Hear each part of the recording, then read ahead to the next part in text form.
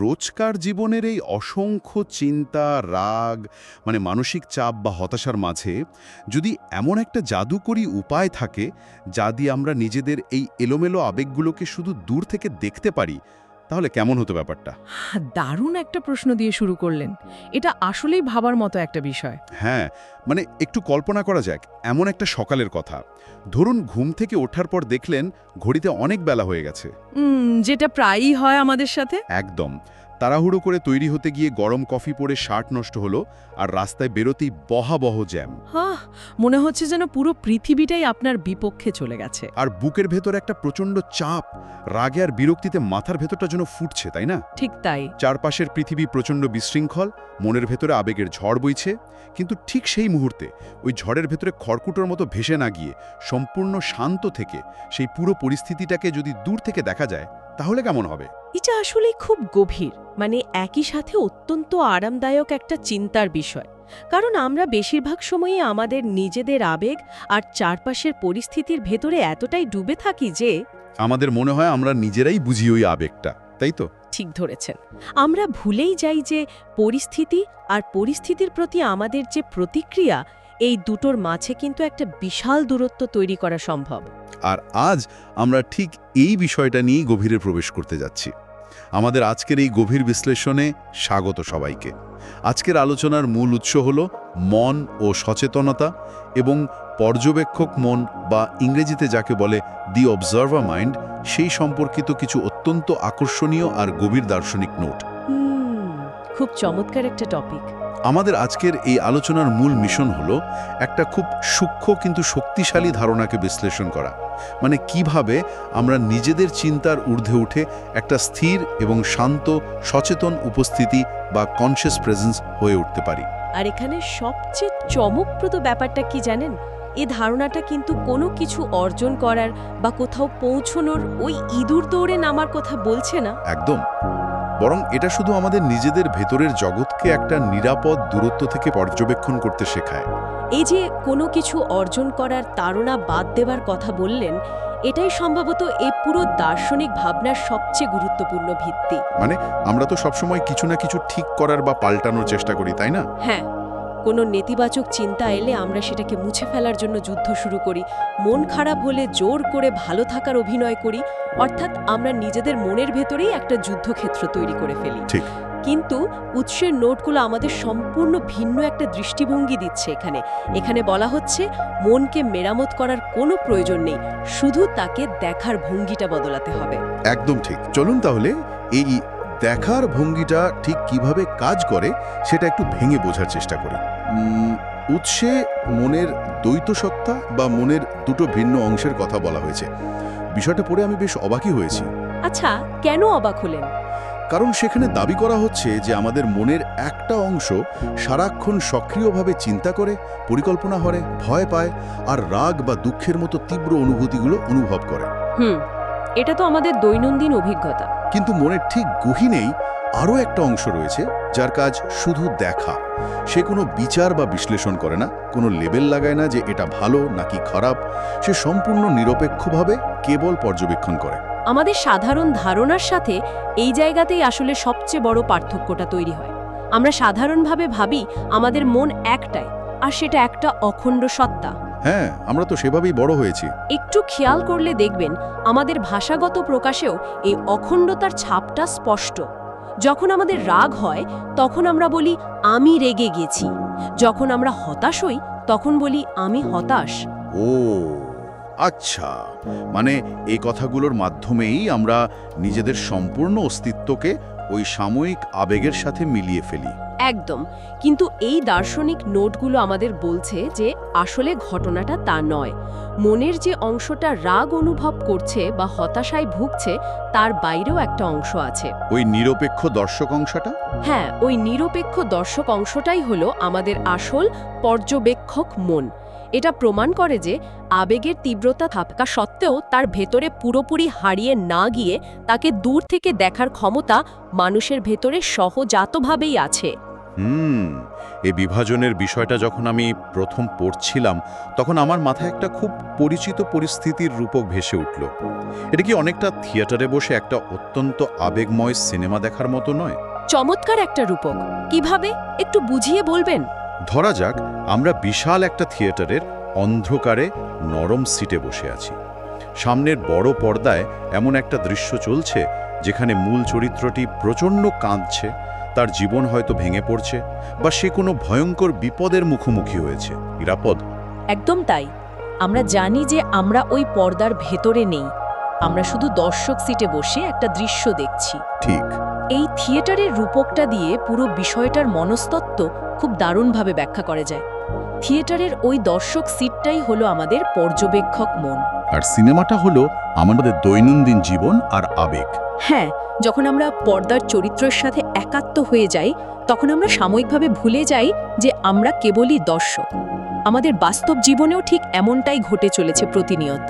মানে আমরা আমাদের দৈনন্দিন চিন্তা আর আবেগের সাথে এতটাই গভীরভাবে মিশে যাই যে আমরা ভুলে যাই এগুলোর বাইরেও আমাদের একটা স্বাধীন এবং স্থির অস্তিত্ব আছে।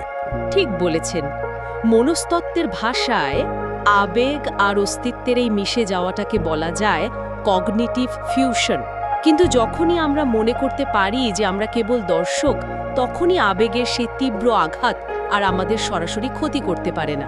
আমরা সিনেমা দেখছি, অনুভব করছি, কিন্তু আমরা খুব ভালোভাবে জানি যে আমরা ওই সিনেমা নই। এখানেই হলো কষ্ট আর যন্ত্রণার মধ্যে মূল পার্থক্য। কষ্ট হলো একটা স্বাভাবিক আবেগ, কিন্তু যখন আমরা সেই আবেগের সাথে নিজেদের অস্তিত্বকে মিলিয়ে ফেলি তখন আমরা নিজেরাই সেই যন্ত্রণায় পরিণত হই। তত্ত্বে তো বুঝলাম যে আমাদের ভেতরে একটা দর্শক সিট আছে, কিন্তু এর মানে কি যে আমাদের মনটা আসলে একটা বিশাল মঞ্চের মতো? এই প্রশ্নের উত্তর খুঁজতে গিয়েই কিন্তু উৎসের সবচেয়ে শক্তিশালী রূপকটার মুখোমুখি হই আমরা। ওই আকাশ আর মেঘের রূপকটা? হ্যাঁ, সেখানে বলা হয়েছে আমাদের মন হলো একটা বিশাল অনন্ত আকাশের মতো, আর আমাদের যত চিন্তা, আবেগ, স্মৃতি বা পরিকল্পনা এগুলো সব হলো আকাশের মেঘের মতো। মেঘ আসে আর চলে যায়, কখনো কখনো মেঘের রং বদলায়, কিন্তু আকাশ সবসময় অপরিবর্তিত থাকে। ঠিক তাই। আসল সত্য হলো মানুষ ওই ক্ষণস্থায়ী মেঘ নয়, মানুষ হলো সেই বিশাল আকাশ। বৃহত্তর প্রেক্ষাপটের সাথে যদি আমরা এটাকে মিলিয়ে দেখি তবে এই রূপকটা শুধু কাব্যিক নয়, এর ভেতরে অত্যন্ত গভীর মনস্তাত্ত্বিক সত্য লুকিয়ে আছে। মানে মেঘের নিজস্ব কোনো স্থায়িত্ব নেই? একদম। কখনো সাদা তুলোর মতো আনন্দের মেঘ আসে, কখনো আবার কালো, ভারী, হতাশার মেঘ আসে। আকাশ কিন্তু কখনোই মেঘকে বাধা দেয় না। সে কখনো বলে না যে আমি শুধু সাদা মেঘ চাই, কালো মেঘে আমি জায়গা দেব না। ঠিক, সে সব ধরনের মেঘকেই তার ওপর দিয়ে ভেসে যাবার জায়গা দেয়। ঠিক একইভাবে আমাদের মনে কখনো আনন্দের চিন্তা আসে, কখনো প্রচণ্ড দুঃখের বা রাগের চিন্তা আসে। আকাশ যেমন মেঘের দ্বারা প্রভাবিত হয়ে তার নিজের রূপ বা আকার বদলায় না, আমাদের ভেতরের যে সচেতন উপস্থিতি সেও চিন্তার দ্বারা রঞ্জিত হয় না। কিন্তু দাঁড়ান, এই জায়গাটিতে আমার একটু খটকা লাগছে। আচ্ছা, কি নিয়ে? তত্ত্বে বা দর্শনের বইয়ের পাতায় এই আকাশের রূপকটা পড়তে বা শুনতে চমৎকার লাগে, কিন্তু বাস্তবতার কথা চিন্তা করা যাক। বলুন। ধরুন চাকরি চলে গেছে, অথবা কেউ তার অত্যন্ত প্রিয় একজন মানুষকে হারিয়েছে। যখন জীবনে এমন প্রচণ্ড মানসিক চাপ আসে, বা যখন একটা অত্যন্ত নেতিবাচক চিন্তা মনের ভেতর জগদ্দল পাথরের মতো চেপে বসে, তখন পরিস্থিতিটা খুব কঠিন হয়ে যায়। হ্যাঁ, তখন তো মনে হয় যেন একটা বিশাল কালো মেঘ পুরো আকাশটাকে ঢেকে দিয়েছে। এমন পরিস্থিতিতে আকাশ বলতে আর কিছুই দেখা যায় না, শুধু ঘুটঘুটে অন্ধকার আর দমবন্ধ করা এক অনুভূতি কাজ করে। সত্যি। সেই প্রবল মানসিক যন্ত্রণার মুহূর্তে যখন চারপাশে সবকিছু ভেঙে পড়ছে বলে মনে হয়, তখন নিজেকে শান্ত আকাশ ভাবাটা কতটা বাস্তবসম্মত? এটা কি খুব বেশি আদর্শবাদী বা অবাস্তব একটা ধারণা নয়? এটা একটা অত্যন্ত যৌক্তিক সংশয়, কারণ তত্ত্ব আর বাস্তবের মধ্যে আসলে একটা বড় ফারাক থাকে। আর চরম মানসিক বিপর্যয়ের মুহূর্তে এই প্রশ্নটা ওঠা খুবই স্বাভাবিক। তাহলে সমাধান কি? যখন কালো মেঘ পুরো আকাশ ঢেকে দেয়, তখন নিচ থেকে বা মাটির কাছাকাছি থেকে দেখলে মনে হয় আকাশের আর কোনো অস্তিত্ব নেই, কেবল অন্ধকার মেঘই সব। কিন্তু যদি আমরা আরেকটু ওপর থেকে দেখার চেষ্টা করি, ওপর থেকে মানে? ধরুন আমরা একটা বিমানে করে ওই কালো মেঘের স্তর পার হয়ে আরো ওপরে উঠে গেলাম, তখন আমরা কি দেখব? আরে তখন তো আমরা পরিষ্কার দেখব যে মেঘের ওপরে অনন্ত নীল আকাশ ঠিকই তার জায়গায় সম্পূর্ণ স্থির আর শান্ত হয়ে রয়েছে। একদম, মেঘের যতই গর্জন থাকুক না কেন, আকাশের নিজস্ব কোনো পরিবর্তন হয়নি। আকাশ কখনো মুছে যায় না, সে শুধু আমাদের দেখার দৃষ্টিকোণের কারণে সাময়িকভাবে ঢাকা পড়ে। তার মানে আপনি বলতে চাইছেন আসল কাজটা ওই কালো মেঘকে সরানো বা জোর করে রোদ আনার চেষ্টা করা নয়, বরং আমাদের দৃষ্টিভঙ্গিটা পরিবর্তন করে মেঘের ওপরে ওঠা। ঠিক তাই, চিন্তার সাথে আমাদের সম্পর্ক বদলানোই হলো এই পুরো দর্শনের মূল চাবিকাঠি। আমাদের পরিচয় কখনোই ওই ক্ষণস্থায়ী চিন্তার বা পরিস্থিতির দ্বারা নির্ধারিত হয় না। একটা অত্যন্ত ভয়ের চিন্তা এলে আমরা অবচেতনভাবেই ধরে নিই যে আমরা বুঝি ওই ভয়টাতেই পরিণত হয়েছি। হ্যাঁ, কিন্তু এই পর্যবেক্ষক মন এর অনুশীলন আমাদের বারবার মনে করিয়ে দেয় যে আমরা ক্ষণস্থায়ী মেঘ নই, আমরা চিরস্থায়ী পটভূমি। এই বোধটাই আমাদের আত্মপরিচয়ের সবচেয়ে বড় ভ্রান্তি দূর করে। ভয়ের রাগ বা হতাশা আমাদের মনের একটা সাময়িক আবহাওয়া মাত্র, ওটা আমাদের স্থায়ী জলবায়ু বা স্থায়ী পরিচয় নয়। একদম নিখুঁতভাবে বলেছেন। আচ্ছা, এবার তাহলে একটু প্র্যাকটিক্যাল বা ব্যবহারিক দিকে যাওয়া যাক। এই যে আমরা এতক্ষণ ধরে থিয়েটার, আকাশ আর মেঘের কথা বলছি, এটা তো আর চাইলেই সুইচ টিপে চালু করা যায় না। এটা বাস্তবে কিভাবে অনুশীলন করা যায়? হ্যাঁ, উৎসের নোটগুলোতে এই নিরপেক্ষ পর্যবেক্ষণের জন্য একটা সুনির্দিষ্ট অনুশীলনের কথা বলা হয়েছে। সেখানে বলা হয়েছে দিনের কিছুটা সময় শান্ত হয়ে বসে চোখ বন্ধ করে শুধু নিজের শ্বাস প্রশ্বাস অনুভব করতে, আর যখন অবধারিতভাবেই কোনো চিন্তা মনের ভেতর আসবে তখন তাকে জোর করে থামানোর বা তাড়িয়ে দেওয়ার চেষ্টা করা যাবে না। শুধু দূর থেকে তাকে পর্যবেক্ষণ করতে হবে এবং মনে মনে নিজেকে বলতে হবে এটি একটি চিন্তা। কোনো বিচার নয়, কোনো বিশ্লেষণ নয়, চিন্তার গভীরে প্রবেশ করা নয়, শুধু একটা সহজ স্বীকারোক্তি। আর উৎসের দাবি হলো এই সামান্য স্বীকারোক্তির মাধ্যমেই চিন্তাটা নিজে থেকে দুর্বল হয়ে যায় এবং চলে যায়। কিন্তু এখানেও আমার একটা বিশাল ব্যবহারিক সংশয় আছে। যখন কোনো দুশ্চিন্তা অত্যন্ত আক্রমণাত্মক হয়, ধরুন এমন কোনো স্মৃতি বা চিন্তা যা ক্রমাগত কষ্ট দিচ্ছে, তখন তাকে থামানোর চেষ্টা না করে শুধু এটি একটি চিন্তা বলে মেনে নেওয়া কি মানুষের সহজাত প্রবৃত্তির একেবারেই বিরোধী নয়? আপনি ফাইট অর ফ্লাইটের কথা বলছেন। হ্যাঁ, যাকে আমরা লড়াই করো নয়তো পালাও প্রবৃত্তি বলি, যেখানে আমাদের মস্তিষ্ক যে কোনো অস্বস্তিকে বিপদের সংকেত হিসেবে ধরে নেয়। আমরা তো স্বভাবতই অস্বস্তিকর জিনিসকে জোর করে থামাতে চাই। এটা আমাদের বিবর্তনেরই একটা অংশ। ঘরে আগুন লাগলে তো আমরা সেটা নেভানোর চেষ্টা করি, শুধু দাঁড়িয়ে দেখি না আর বলি না যে এটি একটি আগুন। তাহলে মনের ভেতরের ক্ষতিকর চিন্তার বেলায় এই নিষ্ক্রিয়তা বা এই ছেড়ে দেওয়া মনোভাব কেন? ফাইট অর ফ্লাইট রেসপন্স বা বেঁচে থাকার এই প্রবৃত্তির কথা টেনে আনাটা এখানে খুব জরুরি ছিল। মানুষের বিবর্তনই এমনভাবে হয়েছে যে বাইরের জগতের যে কোনো বিপদ বা অস্বস্তিকে সে হয় শারীরিকভাবে প্রতিরোধ করবে, নয়তো সেখান থেকে দৌড়ে পালাবে। জঙ্গলে বাঘ দেখলে আমরা বসে বসে ভাবি না যে এটি একটি বাঘের চিন্তা, আমরা সাথে সাথে ব্যবস্থা নিই। একদম তাই। কিন্তু মনের ভেতরের জগতের নিয়মটা বাইরের ভৌত জগতের থেকে সম্পূর্ণ আলাদা। মস্তিষ্ক অনেক সময় বাইরের সত্যিকারের বিপদ আর ভেতরের কাল্পনিক চিন্তার মধ্যে পার্থক্য করতে পারে না। মানে একটা সামান্য দুশ্চিন্তা এলেও সে বাইরের বিপদের মতোই ফাইট অর ফ্লাইট রেসপন্স চালু করে দেয়। ঠিক। আর এখানে সবচেয়ে চমকপ্রদ বিষয়টা ঘটে। মনের জগতে প্রতিরোধ বা বাধা দেওয়ার ফলাফল হয় উল্টো। আপনি যখন কোনো একটা চিন্তাকে জোর করে থামানোর বা দমন করার চেষ্টা করেন, তখন মনস্তাত্ত্বিকভাবে কি ঘটে? আপনি আসলে সেই চিন্তাটার প্রতি আপনার সমস্ত মনোযোগ আর শক্তি নিবদ্ধ করেন।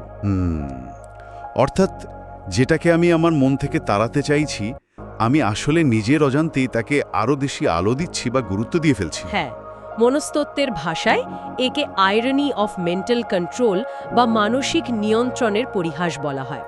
আপনি যদি কাউকে বলেন আগামী 1 মিনিট কোনোভাবেই একটা গোলাপি হাতির কথা ভাবা যাবে না, তখন তার মাথায় প্রথমেই এই গোলাপি হাতির ছবিটাই আসবে। চিন্তাকে বাধা দিলে তা মনের ভেতরে এক ধরনের প্রচণ্ড ঘর্ষণ বা ফ্রিকশন তৈরি করে।